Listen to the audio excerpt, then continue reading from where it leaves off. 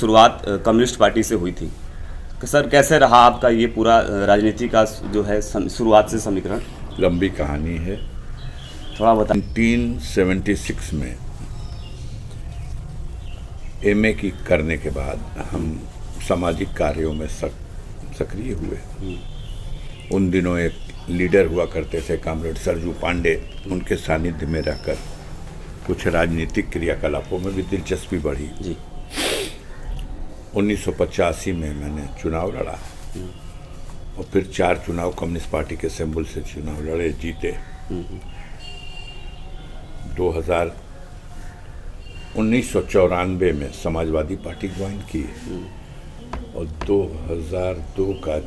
1996 का चुनाव, 5वां विधानसभा का चुनाव हमने समाजवादी पार्टी के सिंबल पे लड़ा। जी। फिर 2002 का चुनाव भी समाजवादी पार्टी के सिंबल पे लड़ा, विधानसभा का, जो हार गया। और 2004 में फिर समाजवादी पार्टी ने हमें 14वीं लोकसभा के लिए गाजीपुर से अपना लोकसभा का कैंडिडेट डिक्लेयर किया। ये चुनाव लड़ा गाजीपुर की महान जनता ने। पहली बार लोकसभा में हमको वो चुनाव माननीय मनोज सिन्हा उस वक्त सिटिंग एमपी थे और बीएसपी से श्री उमाशंकर कुशवाहा जी लड़े थे। इन लोगों के मुकाबले हुआ था। बीएसपी को हमें याद आता है 1,85,000 वोट और भारतीय जनता पार्टी के मनोज सिन्हा जो सिटिंग सांसद थे उनको 1,88,000 वोट। और गाजीपुर की जनता ने समाजवादी पार्टी के खाते में, हमारे खाते में 4,17,000 वोट।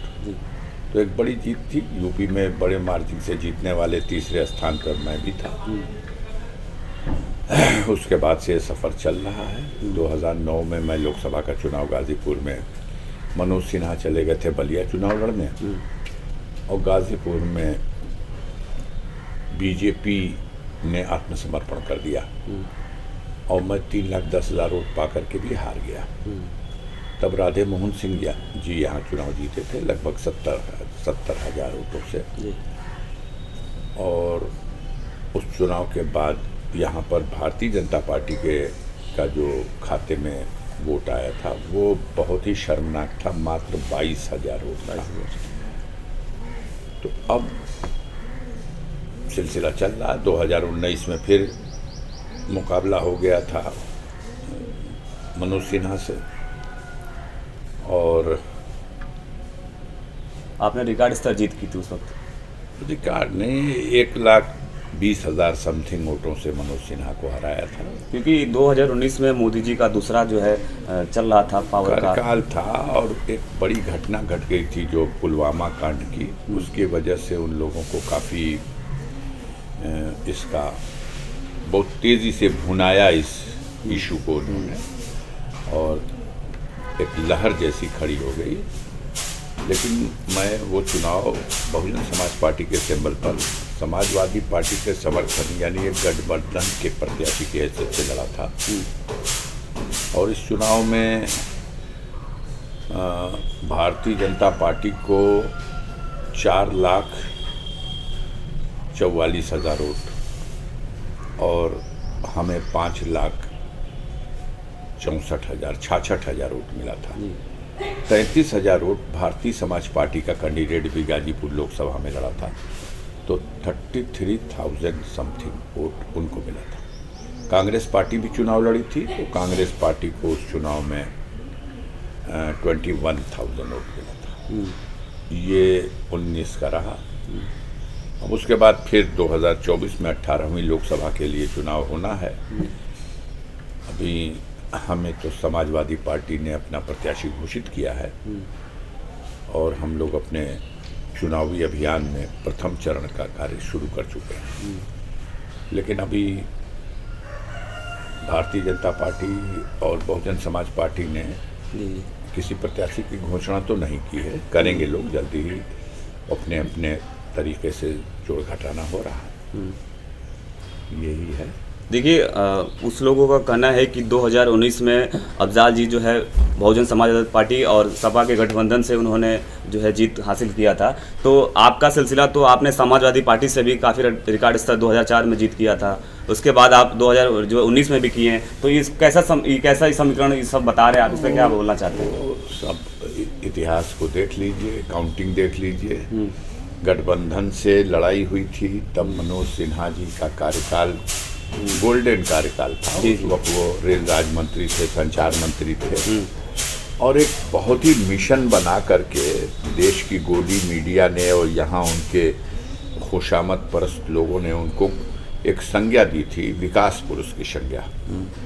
वो समीक्षा इस बात की नहीं करे थे कि रेल मंत्री की हैसियत से उनके अपने क्षेत्र में गंगा नदी पर एक रेल कम रोड ब्रिज का उनका प्रस्ताव, अब उस पर प्रस्ताव पर सरकार की माननीय प्रधानमंत्री की सहमति और बजट का आवंटन वो कार्य अभी पूरी तरह संपन्न नहीं हुआ।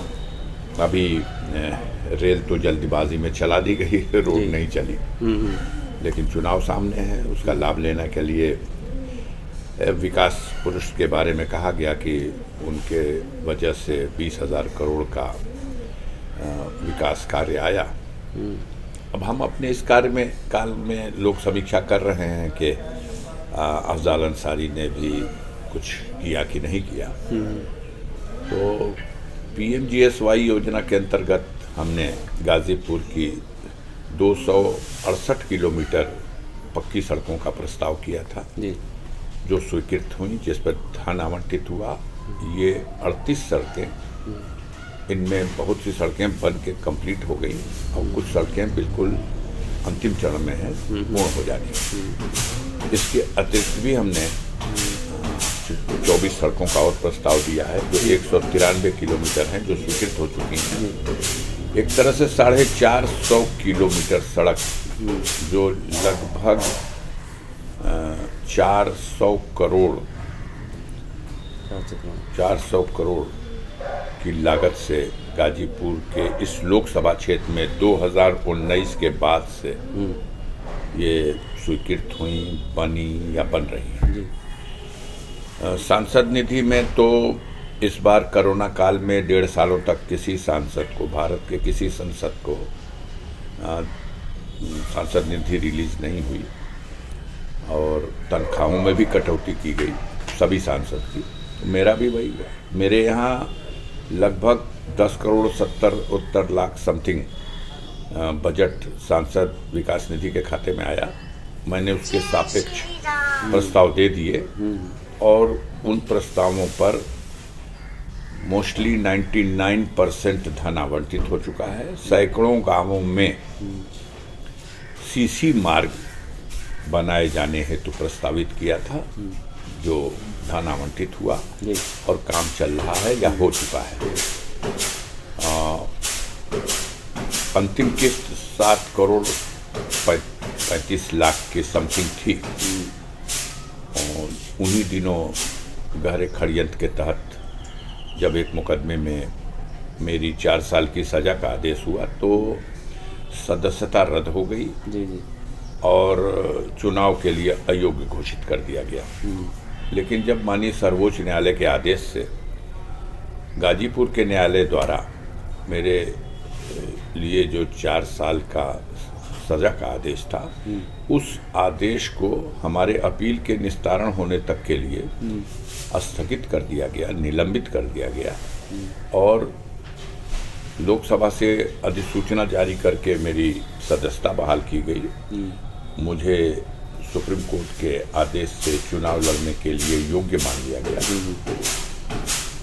तब आनंद फानन में जो कुछ बचा हुआ था मैंने कोशिश की कि किया जाए। लोगों में भी एक उम्मीद जगी कि सांसद जी फिर पद पे बहाल हो गए, सारी चीज़ें हैं। हालांकि वो आदेश कंडीशनल था, उसके अनुसार इस अवधि में मुझे वेतन भी नहीं मिलेगा, मुझे भत्ता भी नहीं मिलेगा, मुझे दिल्ली में आवास की सुविधा नहीं मिलेगी, मुझे फ्लाइट या रेल में यात्रा करने की जो सुविधाएं थी, इन सबको त्याग करके भी मैंने चाहा कि सांसद विकास निधि का बजट ज़रूर रिलीज़ किया जाए। जी जी। और जो हमारा नहीं, हमारे गाजीपुर की जनता के हक हिस्से का पैसा है, ताकि उनके लिए कार्य प्रस्तावित कर दिया जाए और वहाँ कार्य विकास का कार्य हो। माननीय सर्वोच्च न्यायालय के आदेश में भी इस बात पर कहा गया था कि सांसद के प्रतिनिधि ऐसी योजनाएं जिसमें सांसद की भूमिका होती है, उनके प्रतिनिधि न रहते हुए भी ऐसी योजनाओं का संचालन रुकना नहीं चाहिए। लेकिन अफसोस की बात है, 1 साल से यहाँ सरकारी मशीनरी के दबाव में अधिकारियों ने उसको बहानाबाजी करके रोक सकते नहीं, तो बहानाबाजी करके इधर उधर करते रहे। पत्र के माध्यम से हमेशा प्रस्ताव जाते रहे। मैंने फिर पत्र के माध्यम से ग्राम प्रधानों को प्रस्तावित किया था कुछ सीसी रोडों का, वो देखे कि इससे कहीं उनको विपक्ष में जो सामने सरकारी पार्टी से आने वाला है उसको कोई नुकसान न हो, क्योंकि उनको सवाल खड़ा करना है कि अफजाल अंसारी ने विकास नहीं किया। तो उनको ये लगा कि इसको रोकना चाहिए और उन्होंने इतना विलम्ब किया कि ये लिख के प्रस्ताव न भेजें, ऑनलाइन प्रस्ताव भेजें, इतना टाल दो कि चुनाव की घोषणा हो जाए और फिर कार्य ठप कर दिया जाए। तो वो तो किया, लेकिन हमारे 10 करोड़ और 70 लाख का जो बजट था उसका 99% यूटिलाइज हो चुका है। अब आने वाला जो रुकी हुई अवधि का बजट था उसको ये लोग रोकने में सफल हो गए, ताकि यहाँ विकास हो न रुक जाए, तो रुक गया।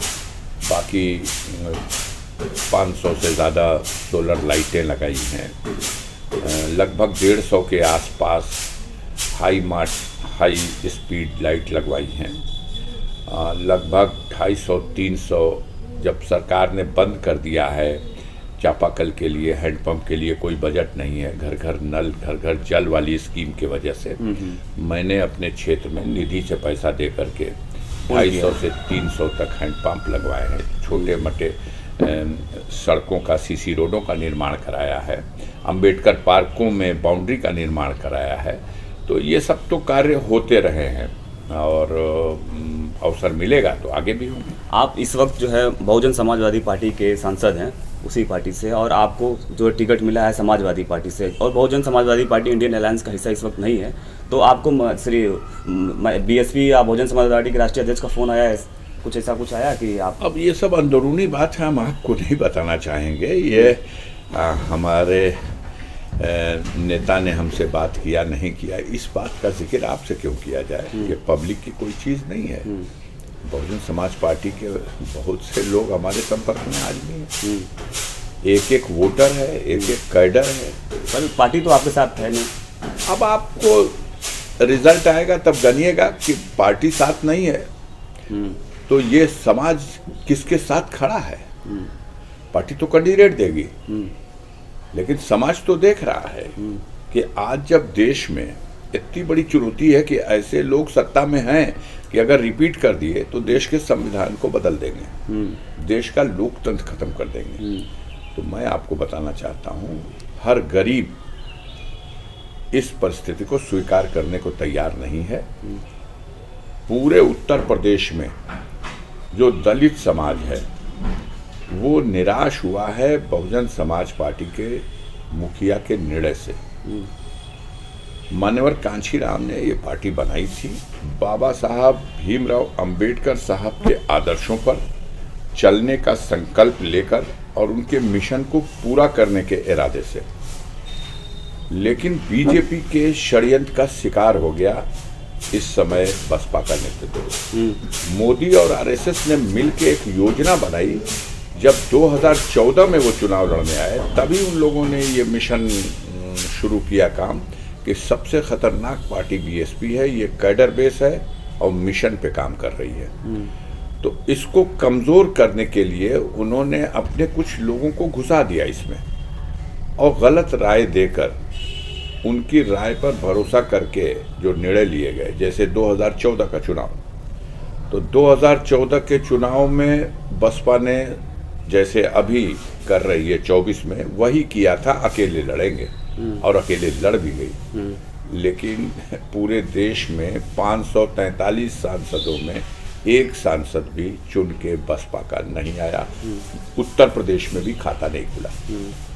बाद में समीक्षा जब हुई तो नेतृत्व को ये भूल एहसास हुई और इसलिए अगले लोकसभा चुनाव में यानी 17वीं लोकसभा के चुनाव में उन्होंने समाजवादी पार्टी के साथ उत्तर प्रदेश में गठबंधन करके चुनाव लड़ा और इसका लाभ भी मिला। बसपा की संख्या जो 0 थी लोकसभा में वो 10 हो गई। हम लोग 10 लोग जीत के पहुंच गए। हालांकि सपा तो सिर्फ 5 सीटें जीत पाई। फायदा तो बड़ा फायदा मिला। सर आप गाजीपुर में पूरी बात हो जाए तो उससे बीजेपी और आरएसएस के लोग बेचैन हुए कि तो बसपा का फिर ग्राफ बढ़ने लगा। वो तो ये सोच के बैठ गए थे कि अब तो हमने बसपा को शून्य कर दिया। हाँ। लेकिन जब 10 सीट पहुंच गए पार्लियामेंट में तो उनको घबराहट हुई कि अब तो कुछ किया जाए। तो उन्होंने तमाम तरह के षड्यंत्र रचे और सपा बसपा का गठबंधन टूटने का ऐलान हो गया। उसके बाद विधानसभा का चुनाव हुआ। वो जानते थे कि ये दोनों मिलकर लड़ेंगे तो 100% सरकार इनकी बन जाएगी इस गठबंधन की।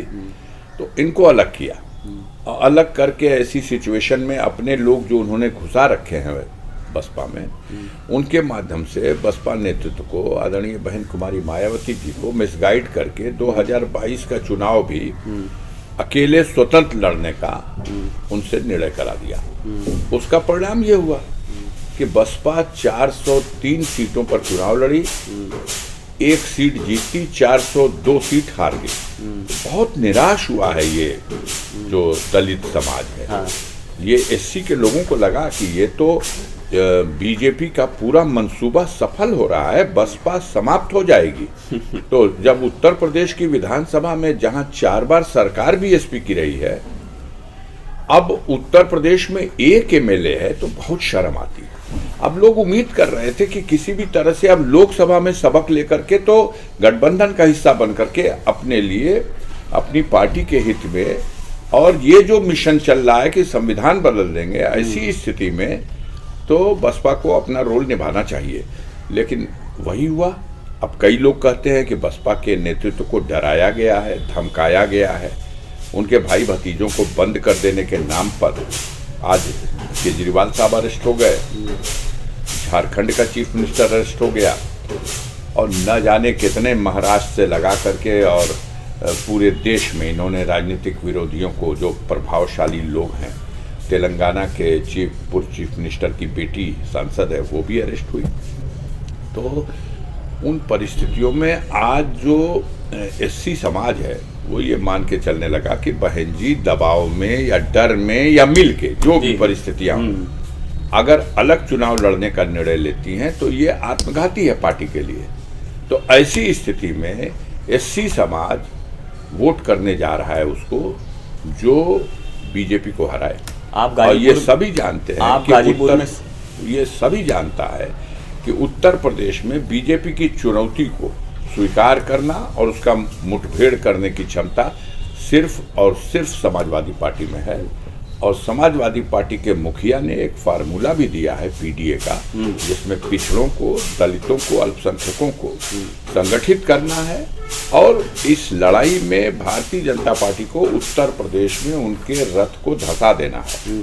और अगर उत्तर प्रदेश में भारतीय जनता पार्टी असफल हो गई तो देश में उनकी सरकार का पतन होना निश्चित है। और सर ये कैसे होगा? आप इंडिया अलायंस की जितनी भी विपक्ष की पार्टियां, उनका कहना है कि ईवीएम जो है सरकार के अंदर कंट्रोल हो रहा है, सरकार इसे अपने अनुसार नियंत्रण कर रही है हर जगह। ये सब कुछ जो सच है वो सबको दिख रहा है। भारतीय जनता पार्टी का और उनके सरकार का जो भी कुकर्म है ये सब देख रहा है। सबको पता है कि सुप्रीम कोर्ट ने आदेश किया कि चुनाव आयोग निष्पक्ष होना चाहिए। उनके पदों पर जो 3 बैठेंगे आयुक्त, उनकी नियुक्ति में एक प्रधानमंत्री, एक प्रतिपक्ष का नेता और एक सुप्रीम कोर्ट का चीफ जस्टिस हो। लेकिन आपकी बहुमत है सरकार में, आपने सदन में इस आदेश को रद्द करा दिया और कानून बना दिया कि प्रधानमंत्री स्वयं और प्रधानमंत्री द्वारा नियुक्त उन्हीं के मंत्रिपरिषद का एक सदस्य और एक प्रतिपक्ष का नेता। तो 2 पद रिक्त हुए थे। एक 15 फरवरी को बेचारे इस्तीफा दिए पांडे जी, और दूसरे पत्र गोयल साहब जो है जिन्होंने 9 मार्च को इस्तीफा दिया। इन दोनों पदों पर 15 तारीख को अभी सुप्रीम कोर्ट में इस पे सुनवाई चल रही है। आनन फानन में प्रधानमंत्री ने दोनों पद पर चुनाव आयुक्तों की नियुक्ति कर दी। सुप्रीम कोर्ट में भी ईवीएम का मैटर चल रहा है, चुनाव आयोग के यहाँ भी चल रहा है। लेकिन अब जब घोषणा हो गई और दोनों ने इस चैप्टर को बंद कर दिया, तो अब इस पे क्या बहस करने से फायदा। जनता मुकाबला करेगी और ये इनके जो नापाक मंसूबे हैं उनको बेनकाब किया जाएगा। जब तानाशाही के खिलाफ जनता उठ के खड़ी हो जाती है तो उसी को इनकलाब कहते हैं, और ऐसी सूरत हाल हमारे देश में पैदा हो चुकी है। सबका मानना है कि मोदी जी मनमानी कर रहे हैं, धोखा दे रहे हैं। एक तरफ कहेंगे कि गऊ हमारी माता है, और दूसरे गऊ मांस का व्यापार करने वाले व्यापारियों और उनकी कंपनियों से 250 करोड़ रुपए का चंदा ले लेंगे। वैक्सीन बनाने वाली, कोविड वैक्सीन बनाने वाली कंपनी से चंदा ले लेंगे। पाकिस्तान की कंपनी से, जो वहां की सरकार की सबसे चहेती कंपनी है, उससे भी आप चंदा ले लेंगे। जिन कंपनियों से आप चंदा ले रहे हैं, पहले उस पर इनकम टैक्स की और ईडी की रेड कराते हैं, और इनकम टैक्स और ईडी की रेड के बाद आप जो है उनको विवश करके उनसे चंदा लेते हैं। सर ऐसा नहीं कि आपसे भी चंदे के लिए बात किया गया हो, मांगा गया हो? हम तो फटीचर आदमी हैं, सड़क छाप हूँ, कोशिश की गई। 62 घंटा पूछताछ हुई है मुझसे ईडी की। इस घर पे रेड हुई है 13 घंटा उनकी, लेकिन एक तिनका तो नहीं मिला। जबरदस्ती की कार्रवाई जितनी चाहे कोई कर ले, लेकिन मेरा दामन पाक साफ था और पाक साफ है, और मरते दम तक ये दामन पाक साफ रहेगा। जबरदस्ती कीचड़ उछालने से कोई फायदा नहीं है। कोशिश कर लिया इन्होंने, मेरी जड़ें 5 साल से खनने की कोशिश हो रही है। यह परिवार जिसने स्वतंत्रता संग्राम आंदोलन में महत्वपूर्ण भूमिका निभाई, जिस परिवार के 12 सदस्य ऐसे हैं जो जेल गए, यातनाएं सहे, कोड़े खाए, ब्रिटिश हुकूमत के पतन में अपनी कुर्बानियां दी, जिस परिवार के सदस्य आज़ाद भारत की सीमा पर कश्मीर में लड़ी गई पहली लड़ाई, पहला युद्ध ब्रिगेडियर उस्मान साहब के नेतृत्व में, जिसमें झांगर घाटी और नौशेरा घाटी, जिस पर कब्जा कर लिया था कबायलियों ने और पाकिस्तानी सेना ने, फिर से भारतीय सेना की पलटन ने उन्हीं के नेतृत्व में उसे वापस जीता। और इस लड़ाई में 3 जुलाई 1948 को ब्रिगेडियर उस्मान साहब नौशेरा बॉर्डर पर शहीद हुए, लड़ते हुए, अपनी मातृभूमि की रक्षा करते हुए। आज उस परिवार को अपमानित किया जा रहा है, परिवार के बच्चों को जेल में डालते हैं, महिलाओं पर मुकदमा कायम करते हैं। मेरे जैसे आदमी को आप झूठा मुकदमा फंसा करके, जिस मुकदमे में आप मेरी सजा किए, उस मुकदमे का आधार जो मुकदमा है वो न्यायालय से छूट चुका है, लेकिन फिर भी आपने मेरी सजा की। उसके बाद उसी को आप आधा सत्य को पूरा सत्य मान के सत्य में उजते और चिराग जलाने लगे।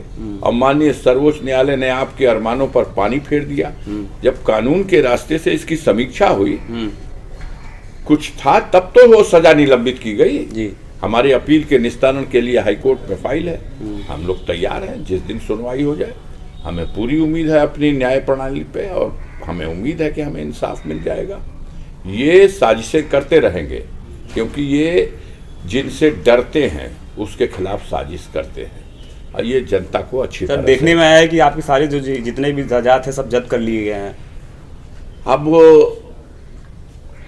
खेत, बाग और सारे, ये जो घर है जी, ये घर हमारे पुरखों का वो घर है जो स्वतंत्रता संग्राम के जमाने में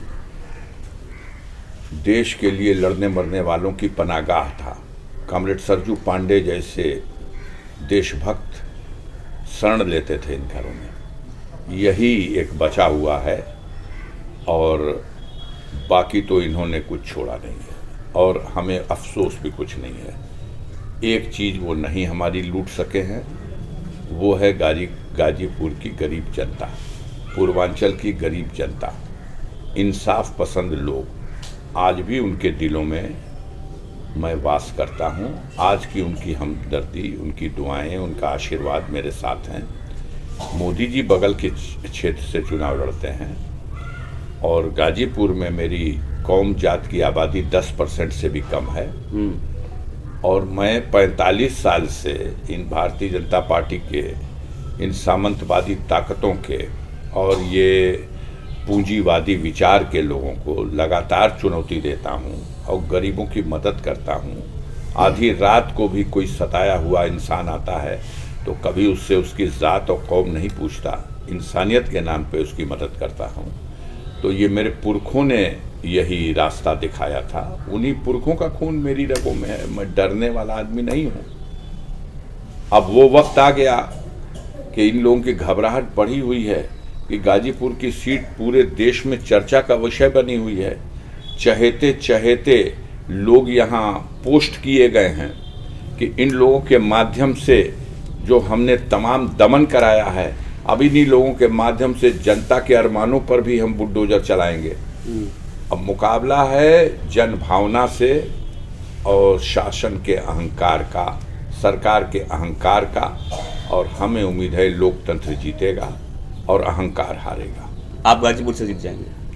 कहा तो कि लोकतंत्र जीतेगा और अहंकार, सत्ता का अहंकार हारेगा। गाजीपुरी में नहीं, गाजीपुर में जीतेगा, बलिया में जीतेगा, घोसी में जीतेगा, सलेमपुर में जीतेगा, मछली शहर में जीतेगा, लालगंज में जीतेगा, आजमगढ़ में जीतेगा, चंदौली में जीतेगा, मिर्जापुर में जीतेगा, भदोही में जीतेगा, पूर्वांचल में जौनपुर में जीतेगा। सफाया होगा।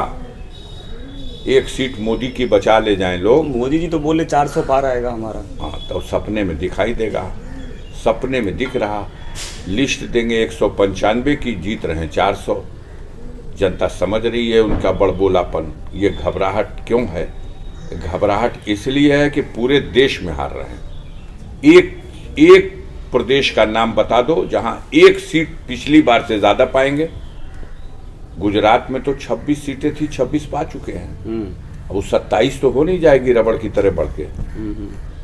और बता दो हिंदुस्तान के किसी प्रांत में, हर जगह हारेंगे।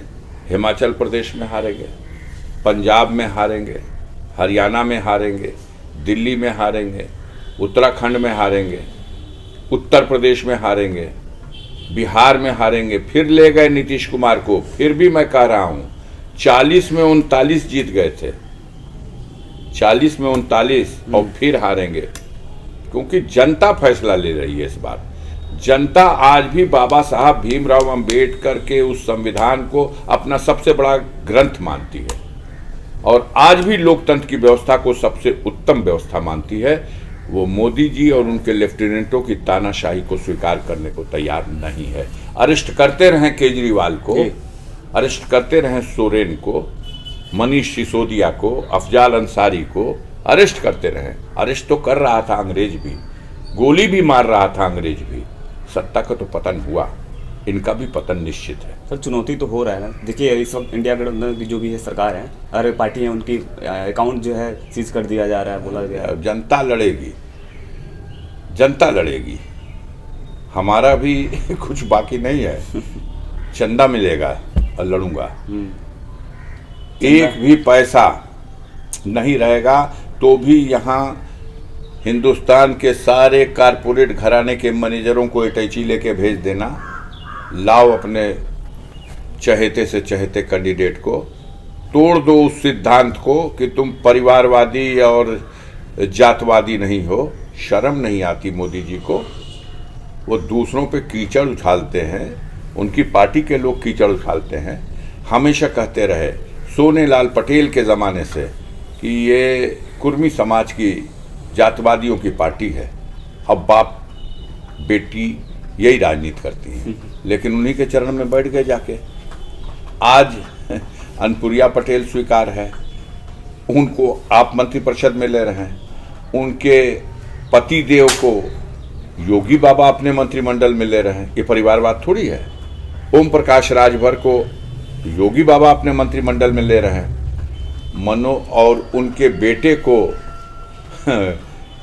भारतीय जनता पार्टी पार्लियामेंट के लिए कैंडिडेट बना रही, ये परिवारवाद नहीं है। तो बोल रहे मोदी का परिवार है। सब मोदी का परिवार है, जो वो करे वो सब मोदी का परिवार है। संजय निषाद, उसकी टिप्पणी मैं दोहरा नहीं सकता जो उन्होंने भगवान के लिए अपमान में कही, लेकिन संजय निषाद को आप लेकर के उत्तर प्रदेश में मंत्री बना दो और उसके बेटे को एमपी का टिकट दे करके एमपी बना दो। आप क्या कर रहे हो? आप परिवारवाद नहीं मानने वाले लोग हो। आप यही उदाहरण देते हो कि न योगी का कोई परिवार है, न मोदी का परिवार है, देश भर उसका परिवार है। तो सबका बेटा क्यों लोरी सुना रहे हो? सबके बेटों को क्यों लोरी सुना रहे हो? पति लोगों को क्यों लोरी? आप देख लो अनुप्रिया पटेल के पति मंत्री हैं कि नहीं, संजय निषाद के बेटे को टिकट मिला कि नहीं, ओम प्रकाश राजभर के बेटे को टिकट नहीं मिला कि नहीं, पहले से स्थापित है राजनाथ के बेटे उत्तर प्रदेश में विधायक हैं कि नहीं। आप करो तो परिवारवाद। सर अगर आपको मिलता है वो जयंत चौधरी, आप कहते थे चौधरी चरण सिंह, अजीत सिंह, जयंत चौधरी, ये तो एक परिवार की पार्टी है। आज आप उनको गोद में बैठा लिए, अब परिवार की पार्टी नहीं है, अब सिद्धांत नहीं है। तो ये तो दोहरी बातें, दोहरा चरित्र जनता भी तो देख रही है। अगर आपको न्योता देता परिवार का हिस्सा बनता? कौन? मोदी जी। अरे यार, मोदी जी के गले में मैं अटक जाऊंगा। हमारे जैसे लोगों को जो उनकी व्यवस्था के खिलाफ एक चुनौती बने हुए हैं, उनके चहेतों को धूल चटा रहे हैं, उनका बस नहीं है कि आके लड़ लें गाजीपुर। लेकिन गाजीपुर एक तरह से ऐसा ही चुनाव होगा जैसे खुद वो लड़ रहे हैं। उनकी जो संचालन समिति है कुछ नाम देने की हिम्मत नहीं जुटा पा रही कि कौन नाम सुनने में आ रहा है कि ब्रजेश सिंह का नाम आ रहा है। हाँ, अगर ऐसा है तो ब्रजेश सिंह को मोदी जी ने कृपा करके उनकी पत्नी को अपने क्षेत्र से एमएलसी बना ही दिया, सिंबल दिया पार्टी का अपने किसी कार्यकर्ता को और जिता दिया ब्रजेश की पत्नी को। मोदी जी को कोई फर्क नहीं पड़ता। वो दाऊद इब्राहिम का को अक्यूज्ड है बॉम्बे के जे हॉस्पिटल कांड में। दाऊद इब्राहिम के बहनोई की हत्या हुई थी, इब्राहिम कास्कर की, और उस हत्या का अभियुक्त था राकेश हल्दानकर। उसकी हत्या हुई जे हॉस्पिटल में। ब्रजेश सिंह, त्रिभुवन सिंह, दाऊद इब्राहिम उसके अभियुक्त हैं, को अक्यूज्ड हैं। लेकिन अगर मोदी जी कर दे, गाजीपुर की जनता औकात नाप देगी। हम चुनौती देते हैं, धमकी क्यों दे रहे, चुनौती देते हैं हम उनको कि भेज दें अपने लेफ्टिनेंट को, भेज दें। धोखे से किसी पर गोली चलवा सकते हैं, मरवा सकते हैं, जनता की अदालत में हरा नहीं सकते। भेजें, भेज दें। ये बनारस नहीं है, ये गाजीपुर है, भेज दें। गाजीपुर के विकास में सारा रिकॉर्ड टूट जाएगा अगर ब्रजेश सिंह आ गए तो। अब तक की जीत का, मेरे जीवन का सारा रिकॉर्ड टूट जाएगा अगर वो चुनाव लड़ने आ जाए तो। आ जाए। वो तो बनारस से उनका फिक्स हो चुका है। किसका फिक्स हो चुका है? मोदी जी का। मोदी जी का नहीं, आपने उनके लेफ्टिनेंट का जो नाम लिया, आपने तो मोदी जी के लेफ्टिनेंट ब्रजेश सिंह का नाम लिया। मैंने ये कहा कि अगर उनको भेज दें तो गाजीपुर की जनता का फैसला वो देख करके सहन नहीं कर पाएंगे किस तरह से फैसला आएगा। भेजें तो। गाजीपुर के विकास में पटेल आयोग का कितना योगदान है? देखिए, आयोग अपनी रिपोर्ट दे देता है, जी हाँ। उस रिपोर्ट पर काम करेगी सरकार, तब योगदान माना जाता है।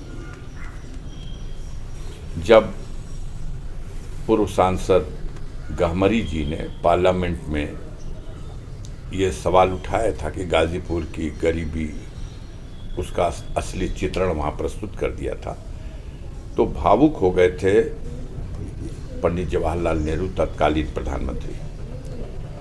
आयोग बना, सिफारिशें हुई, कुछ अमल भी हुआ, लेकिन जो गाजीपुर का इतिहास है, जो कुर्बानियां हैं, खास तौर से मातृभूमि की रक्षा के लिए जिस तरह से गाजीपुर के वीरों ने अपने प्राणों की आहुति दी है, सन 47 से लेकर और अब तक कोई युद्ध और कोई झड़प ऐसी नहीं है जिसमें भारत माँ की सरहदों पर बहने वाले खून में गाजीपुर का हिस्सा न हो। जो मिलना चाहिए वो नहीं मिला। गाजीपुर के नौजवानों को नहीं नौकरी दे पा रहे हो तो सिलेंडर बोलो कि मैंने झूठ बोला था 2 करोड़ का वादा, मैं सिलेंडर करता हूँ, लेकिन एक यूनिवर्सिटी तो दे सकते हो।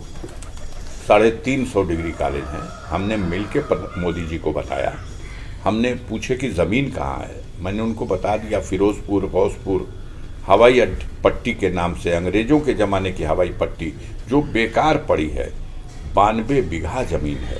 असेंबली क्वेश्चन में मेरे ही उत्तर में सरकार ने बताया है वो 92 बीघा ज़मीन किसी उपयोग में नहीं है, वो दे दीजिए, उस पर यूनिवर्सिटी बना दीजिए। नहीं बन सका। मैंने डिमांड रखी सरकार से कि भाई एक स्पोर्ट्स कॉलेज दीजिए ना गाजीपुर में। वो छुपी हुई प्रतिभाएं जिन्हें अवसर नहीं मिल रहा है, अगर उन्हें अवसर प्रदान कर दिया जाए तो वो देश का नाम दुनिया में रोशन कर देंगी, लेकिन वो भी नहीं हुआ। यहाँ तो करना कम है, भौकाल खूब बनाना है। चुनाव आयोग ने घोषणा कर दी तिथियों की, जीतने का गेहूं नहीं उससे ज्यादा का झोला, और झोले पे तस्वीर, और झोले पे 5 साल की गारंटी की योजना। आज भी हर राशन की दुकानदार से गांव में चले जाइए, मिल जाएगी। हमको तो फोटो खींच खींच के लोग भेज रहे हैं कि भैया अभी झोला बट रहा है, यह भी तो प्रचार सामग्री है। लेकिन जो लागू करने वाला है डिपेंड उस पर तो करता है। ज़रूरत है कि किसी भी आयोग की सिफारिशों को लागू करे सरकार, तो नियत लागू करने की हो तब ना। अब तो एक गंगा ब्रिज बना, बगल में पहले से गंगा ब्रिज था हमारा हमीद सेतु के नाम से, वीर अब्दुल हमीद के नाम से, वो सेतु डैमेज। एक गंगा ब्रिज बना, ये भाजपा और मोदी की सरकार का नहीं था, और न भाजपा मोदी की सरकार का जमानिया धर्मपुर के बीच का गंगा ब्रिज है। इन दोनों का नाम भी नहीं आता। आप मीडिया के लोग हो, ये न वो ब्रिज चल रहा न ये, 2 गंगा ब्रिज बंद और एक गंगा ब्रिज बना दिया, अभी वो सड़क चली भी नहीं, और प्रचार इतना विकास हो गया, विकास हो गया, विकास हो गया। क्या विकास हुआ? 28,000 लोगों से जो चंदा वसूला गया है जबरदस्ती छापा मरवा करके, ऐसी फिरौती तो मतलब दुनिया के इतिहास में कहीं नहीं मिलेगी। 8,000 करोड़ रुपया, बाप रे बाप। सोच करके रोमा खड़ा हो जाता है कि बीफ बेचने वाली कंपनियों ने भी चंदा दिया और उसको भी स्वीकार किया गया है। अब क्या कहा जाए, अभी भेद खुलता जा रहा, खुल जाएगा। जनता तो बहुत बेचैन है। वो जो नारा था फकीर हूँ झोला उठा के चल दूंगा, वो कल ही उतर चुकी है। सर आपका गाजीपुर में इस वक्त समीकरण क्या चल रहा है? समीकरण, जात का समीकरण तो मोदी जी बैठाते हैं, दूसरे को जातवादी कह के अपने उसी आड़ में जात का समीकरण बैठाते हैं। उन्होंने देखा है कि गाजीपुर में राजभरों की आबादी है, वोट है, तो एक राजभर को मंत्री भी बना लिया, उनकी पार्टी से समझौता भी कर लिया। उनको पता है कि गाजीपुर में निषादों बिल्लों का वोट है, तो उन्होंने एक राज्यसभा का जल्दी से एमपी बना दिया। अब ये और बात है कि एक तरफ दिया दूसरी तरफ छीन लिया। अच्छा। भदोही की सीट पर जो सांसद था वो उसी समाज का था, उसका टिकट गायब कर दिया और यहाँ राज्यसभा में भेज दिया।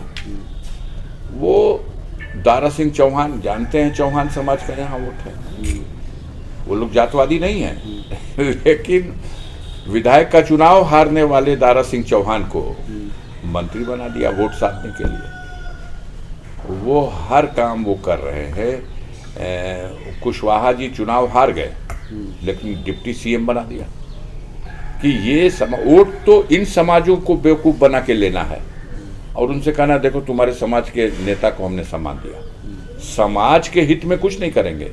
राजभरों को रिजर्वेशन नहीं मिला, निषादों बिनो मल्लाहों को रिजर्वेशन नहीं दिया, वो झुंझुना कि तुम्हारे समाज को राज्यसभा दे दिया, तुमको हमने मंत्रिपरिषद में जगह दे दिया और देखो तुमको सुरक्षा प्रदान कर दी, खूब सायरन बजाओ, घूमो और वोट दे दो। भारतीय जनता पार्टी यहाँ चुनाव लड़ने की स्थिति में है। भारतीय जनता पार्टी के कमल के फूल की औकात बताया आपको गाजीपुर में। मेरी बात झूठी मान करके अभी गूगल खोल के चेक करिएगा।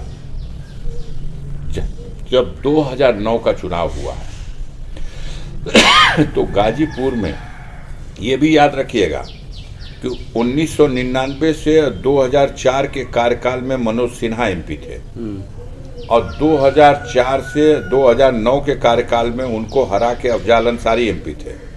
अब 2009 से 2014 का जो चुनाव हुआ, इसमें भारतीय जनता पार्टी गाजीपुर में चुनाव लड़ी है। आज जाइए किसी से पूछिए तो वो लोग कहेंगे कि कैंडिडेट नहीं डिक्लेयर है तो क्या हुआ, हमारा कमल कैंडिडेट है, कमल का फूल कैंडिडेट है। जरा पूछिएगा 2009 में कमल के फूल को क्या मिला था? 22,000 वोट पूरे लोकसभा क्षेत्र में, पूरा लोकसभा में भाजपा को 22,000 वोट। तो गाजीपुर में असली औकात भाजपा की वो है। ये जाति समीकरण, राजभर भाई दे दो, चौहान भाई दे दो, निषाद बिन मल्लाह भाई दे दो, इस नाम पर कुशवाहा भाई दे दो, यह वोट बटोरने के लिए झूठा स्टेशन का 12 स्टेशन का शिलान्यास और पत्थर लगा दिया और कह दिया 12 में रेलवे स्टेशन बनेगा, रेल मंत्री खड़े होकर के। और फिर जो चुनाव खत्म हो गया तो पत्थर हटा लिया, कार्य योजना खत्म। तो ये तो धोखेबाज लोग हैं, कुछ करने वाले नहीं। पीएमजीएसवाई योजना का प्रस्तावक क्षेत्रीय सांसद अफजाल अंसारी, 12 सड़कें पूर्ण हुई और वहीं से फीता कटवा दिए, सब वर्चुअल उद्घाटन कर दिया मोदी जी ने। अब प्रधान अपने गांव में सड़क बनवावे, हम कहें कि हम उद्घाटन करेंगे, वही हुआ है। तो वो तो और बात है। अगर आगे इंडिया गठबंधन की सरकार बनी तो मेरा प्रयास होगा कि गाजीपुर में यूनिवर्सिटी निश्चित रूप से खोली जाए, स्पोर्ट्स कॉलेज खोले जाए, यहाँ की बंद पड़ी गन्ना मिल जो भाजपा की सरकार में उनके मंत्रियों को दिखाई नहीं देती, उस गन्ना मिल को चालू किया जाए, बच्चों के रोजी रोजगार का इंतजाम किया जाए। और समाज में जो मोदी जी के लेफ्टिनेंट आए दिन गरीबों का उत्पीड़न कर रहे हैं, अत्याचार कर रहे हैं, स्वयं भी उनको अपमानित करते हैं और शासन तंत्र का दुरुपयोग करके उनके साथ जो दमन कराते हैं, यह जो असुरक्षा की भावना फैल गई है जनता में, इस सरकार के पतन का सबसे बड़ा कारण ये बनेगी। जो लोग जा रहे हैं मोदी को वोट मांगने, उनका चेहरा इतना भयानक है कि 365 दिन जो बस्ती में हमारा नाम भी शुद्ध तरीके से नहीं लेता, बिना रेरी पारे, बिना गाली बके बुलाया भी नहीं जाता, ऐसे लोग आज मोदी जी के लिए वोट मांग रहे हैं। अपने आप मोदी जी का वोट बढ़ता चला जाता है। व्यापारी परेशान है, मध्यम वर्ग के लोग परेशान हैं, जितना भी मिडिल क्लास है, सबसे ज़्यादा तबाह मिडिल क्लास हुआ है। वीकर सेक्शन की तो बस समझ लीजिए कि वो अपना मेहनत और खून पसीने की कमाई खा रहा है, नहीं तो सरकार तो उनको जीते जी मार दी है। बेरोजगार नौजवान तो निराश हो गया है। जो कल इस देश का कर्णधार बनने वाला था वो निराश है। उसकी डिग्री में उसकी उम्र खत्म हो रही है, वो कहीं विज्ञापन निकले भी तो भर नहीं सकता। 60 लाख नौजवानों ने फार्म भरा था पुलिस भर्ती के लिए। क्या खेल है? जो सरकार एक परीक्षा भी नहीं करा सकती, उसको चुल्लू भर पानी में डूब मरना चाहिए। वो देश और प्रदेश कैसे चलाएगी? 9 बार परीक्षाएं आयोजित हुई और पर्चा लीक हो गया। क्या कहिएगा? बहुत बुरा हाल है देश का।